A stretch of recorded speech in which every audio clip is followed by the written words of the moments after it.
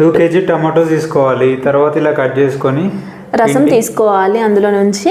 తీసుకున్నాక నెక్స్ట్ ఏంటో ప్యాన్ పెట్టేసుకొని ఆయిల్ వేసుకోవాలి. మేము ఫ్రీడమ్ ఆయిలే యూజ్ చేస్తాము. సన్ఫ్లవర్ ఆయిల్ అనొచ్చుగా. అక్కడ ఫ్రీడమ్ కనిపిస్తుంది కదా. ఓకే, అంతే. టమాటోస్ వేసుకోవాలి అందులో. యాక్చువల్గా ఈ పికిల్ చేసేటప్పుడు మా మమ్మీ ఉండేను, తను చేసింది. తను ఉన్న మా ఆయనే, నేను దగ్గరలో లేను అసలు. నేను ఏదో పని చేసుకుంటున్నా. ఆ పని ఏంటో కూడా మీకు కనిపిస్తుంది ముందు వీడియోస్లో చూస్తే. అలా మొత్తం మిక్సీ పట్టిన తర్వాత మళ్ళీ ఏంది ఇది? ఓహో, అప్పుడు మనం ఇట్లా రసం తీసుకున్నాం అని చెప్తున్నావా? Okay okay. ఆ రసంని చింతపండు కలిపి అట్లా చింతపండు నార తీసేసి కలిపి ఉంచాలి. ఓకే, అప్పుడు బాగా పులుపు వస్తుందా? నీకు పుల్లగంటే నచ్చదు కదా శ్రీ? అయినా లే, ఇప్పుడు అయితే పట్టి చేస్తా. ఓకే, తర్వాత ఒక ప్యాన్ తీసుకొని జీలకర్ర, మెంతులు అలా కొంచెం ఎర్రగా రావాలి. మాడలేదు కానీ ఎర్రగా వచ్చినాయి అంతే. కానీ టమాటా పచ్చడి తింటున్నప్పుడు ఆ టేస్ట్ మస్తు ఉంటుంది.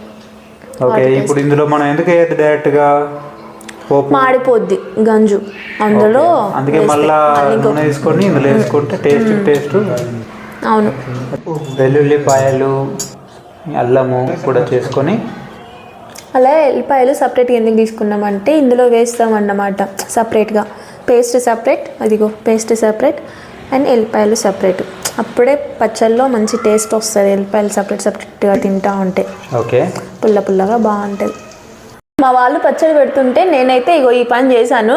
టమాటా విత్తనాలు అయితే పెట్టినా. శ్రీ టమాటా మొలకలు కూడా వచ్చినాయి తెలుసా? అవునా? Nice nice. నెక్స్ట్ టైం నుంచి మనం కొనాల్సిన అవసరం లేదులే.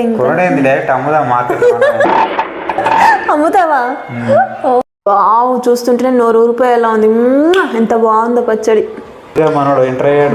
విహాన్ ఎక్స్ప్రెషన్ చూడు అసలు. మనకి చొట్ట పడుతుంది, చొట్ట బుగ్గల అబ్బాయి.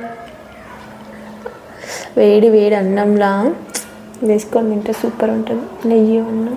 అది ఎట్లుంది చెప్పు? నువ్వు తిన్నావు కదా, నువ్వు తినడం ఫస్ట్ టైం అనుకుంటా. బాగుంది, నాకు కూడా నచ్చింది. విహాన్ కూడా వడ్డించిండు.